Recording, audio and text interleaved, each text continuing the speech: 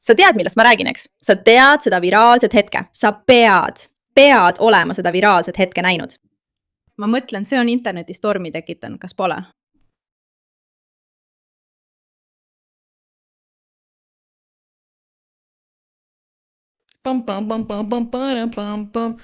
Kao minema.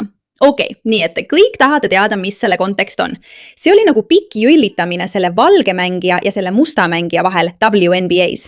Miks ma nende rassi mainin? Noh, mitte sellepärast, et ma eriti hooliksin nende rassist, vaid sellepärast, et see on loo jaoks oluline. Sest see on tekitanud nii suure kära. Lisaks sellele, et see on muutnud selle naise, Sophie Cunninghami, kes on WNBA mängija, elavaks legendiks, kuna ta jüllitas nii intensiivselt kedagi, keda ta pidas vea sooritanuks, on see algatanud tohutu arutelu rassi teemal. Nüüd, mida paljud inimesed ei tea, on selle video kontekst. Ja kontekst on äärmiselt oluline, nagu alati, et lugu mõista. WNBA-l ei ole kuulsalt olnud väga häid vaatajanumbreid. Ja see ongi alguspunkt. Ma arvan, et umbes 80% mängijatest on mustanahalised. Olgu, see on krokist. Siin näete statistikat.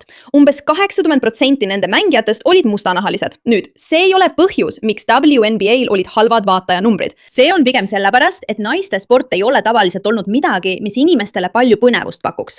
Nad lihtsalt ei kipu seda vaatama. Ja samuti sellepärast, et naiste spordi turunduse eelarve on palju väiksem kui meeste spordil, mis on aastate jooksul aeglaselt muutuma hakanud. Igatahes viimasel ajal on nad toonud sisse mõned neist valgetest mängijatest, kes on tõesti publiku võitnud, sest neil on isikupära. Ja lisaks on nendes mängudes toimunud tõesti huvitav asi, kus on olnud viga vea järel valgete mängijate vastu. Mustanahaliste mängijate poolt, kes nagu juhuslikult on sageli olnud väga poliitiliselt motiveeritud, kui nii võib öelda, esindades näiteks BLM-i ja nii edasi. Nad pole sugugi kartnud poliitikat sellesse tuua. Ja neid vigu on peaaegu nagu... Ma ei taha neid maha teha. Okei, siin on väike koondklipp.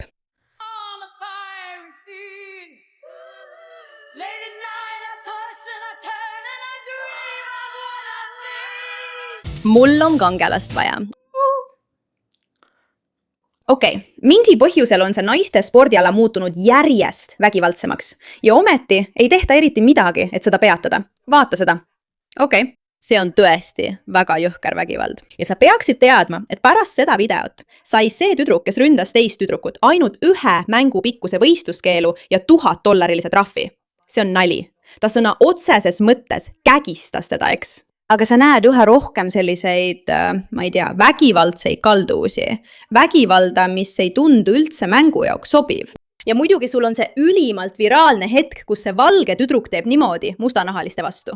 Ja mustanahalised on selle peale täiesti endast väljas olnud, nimetades seda BLM 2.0-ks, sest tema provotseerib rassiteemadel. Tegelikult, kui vaadata kaadreid sellest, mis enne seda hetke mängus toimus, siis ma ei tea, kas põhjus, miks ta tema poole näitab, on rassiline provotseerimine või lihtsalt maas toimunud vea tõttu.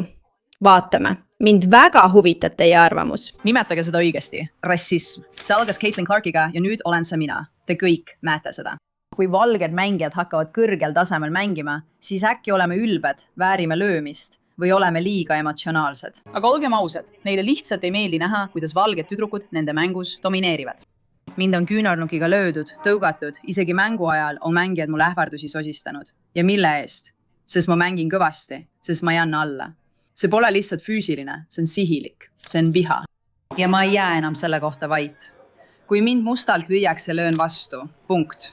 Ma olen seda varem teinud ja teen seda uuesti. Ma ei ole siin, et ohvrit mängida. Ma olen siin, et võistelda. Aga ma ei lase kunagi kellelgi end alandada lihtsalt oma nahavärvi pärast. Kui sa arvad, et ma peaksin selle lihtsalt vastu võtma ja naeratama, siis valisid vale inimese. Ja Caitlin, tema on sama jama läbi elanud. Me näeme seda mustrit ja liiga võiks ka lõpuks seda nägema hakata. Kui sa ei seisa praegu õigluse eest, siis millal veel? Kui sa oled minu ja Caitliniga ühes paadis, kui sul on topeltstandarditest kõrini, jäta kommentaaridesse toetav sõnum. Anna neile teada, et me pole üksi. Ma ei tea, kas sellele sündmusele oleks üldse paremat vastust võimalik anda. See on sellest intervjuust, mille ta andis. Ja vaata, kui erinevalt räägib tema pärast seda sündmust, võrreldes sellega, mida ütleb mustanahaline mängija. Ma lihtsalt osutasin ja tema oli nagu ära sa minu peale näpuga näita ja ma mõtlesin, et poleks pidanud seda ütlema ja ma ei öelnudki midagi. see on lihtsalt nii hea hetk.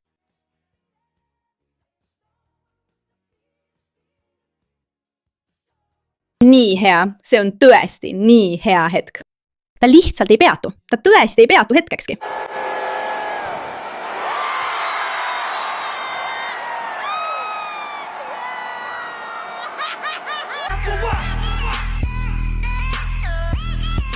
Okei, ma arvan, et me kõik võime nõustuda, et see naine on täielik äss. Ja nüüd ma saan aru, miks vaatajate arv kasvab, sest ma tahan teda vaadata. Ma vaataksin tõesti kõike, mida ta teeb. Tema suhtumine, ta on nii huvitav, ta on nii meelelahutuslik. Ja ta ei lase end kiusata, ma mõtlen vaata. Ta lihtsalt ei luba seda. Ta lihtsalt ei anna alla. Ja ilmselgelt on selle kohta meemid täiesti pöörased. Internet on sellest täiesti lõkkele löönud. Okei. Nii et nüüd vaata, nagu ma ütlesin, siin on selle hetke kontekst. See on see sama vana teema. Ütle välja. See on viga, eks?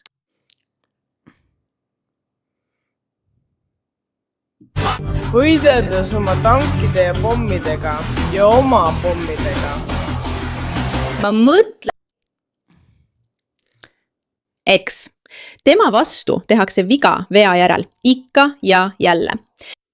Okei? Nad löövad teda, nad ründavad teda. Ja kohtunikud ei tee selle vastu mitte midagi. Nüüd, ma ei tea, kuidas sinuga on. Fakt, et naiste sport saab halva maine lihtsalt kahe inimese vahelise tülitsemise pärast, on minu jaoks frustreeriv. Aga ma arvan, et see on ka oluline näitaja selle kohta, et me räägime sageli ainult rassist. Ja me ei saa sageli aru, et tegelikult kannatavad selle rassismi all mängus hoopis valged. Ma olen hull. Teate küll, mängus osalemine, mängukeelu saamine, kogu see narratiiv, mida seal maalitakse. Kahju, et see on korvpalli pärast niimoodi läinud. Paljud meist, mina ja Tudor, ei teadnudki, et see olukord üldse toimus enne, kui mäng läbi sai. Ja nüüd kujutatakse meid mingite jõhkarditena ja meile saadetakse surmaähvardusi. See on tõesti vastuvõetamatu. See on miski, mis peab selles liigas muutuma. Ma teadsin, et see on vaid sekund. Ma teadsin, et see on sõna otseses mõttes sekund enne, kui kogu see rassist. No oleme ohvrid, kogu see asi käima läheb. Over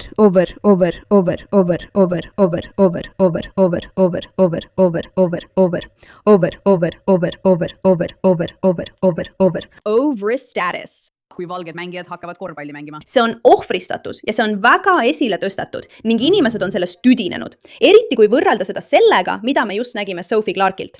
Kõik selle juhtumi arvutused ja nagu see viha ja muu selline sotsiaalmeedias. Kuidas sa arvad, et nad saaksid sind selles olukorras paremini toetada? Ma arvan, et asi pole isegi mängukeelus. Kui nad tundsid, et see oli sel hetkel vajalik, siis olgu nii. Aga ma arvan, et on palju teisi olukordi, mille kohta võiks sama öelda. Ma arvan, et kõige olulisem on meie turvalisus. Me hoolime väga sellest, kui turvaline on väljakul olla. Aga ikka ja jälle on inimesi, kes ähvardavad meie elu ja avalikustavad meie aadresse. Jälle ja jälle. Over. Siin ei olnud eriti palju ohvri rolli, eks? Ja mul on sellest tõesti kõrini. Aga tead mis?